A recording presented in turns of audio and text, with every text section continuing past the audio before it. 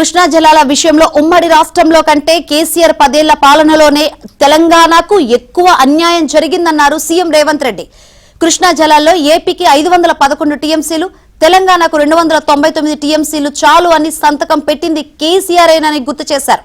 ఆ సంతకంతో మహబూబ్ నగర్, రంగారెడ్డి, ఖమ్మం జిల్లాలకు మరణ శాసనం రాసింది ఆయనేనని విమర్శించారు. అసలు కృష్ణా గోదావరి జలాల విషయంలో ఇప్పటి వరకు ఎప్పుడేం జరిగింది, ఎవరేం చేశారో అని చర్చించేందుకు జనవరి 2వ తేదీ నుంచి అసెంబ్లీ సమావేశాలు పెడతామని కేసీఆర్ చర్చలో పాల్గొనాలన్నారు. ఒకరోజు కృష్ణా జలాల మీద, మరో రోజు గోదావరి జలాలపై చర్చిద్దామన్నారు.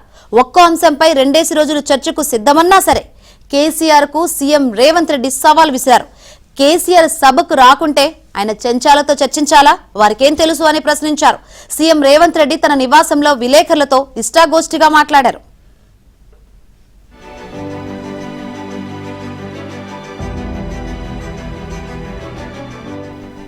ప్రజల తీర్పుల తర్వాత అయినా కేసీఆర్ మారారేమో అనుకున్నానని, కానీ రెట్టించిన ఉత్సాహంతో అబద్ధాలు చెప్పారని రేవంత్ రెడ్డి సెటైర్స్ వేశారు. ఆర్థిక వ్యవస్థపై కేసీఆర్ అత్యాచారం చేశారని, కేసీఆర్, కేటీఆర్లు ఆర్థిక ఉగ్రవాదులని ఆగ్రహం వ్యక్తం చేశారు.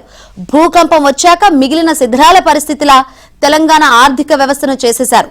మేము ఇవన్నీ ఒక్కోటి చక్కబెడుతున్నామన్నారు. సంసారం చేసేవాడు ఎవరైనా 12% వడ్డీకి అప్పు తెస్తారా అని రేవంత్ ప్రశ్నించారు.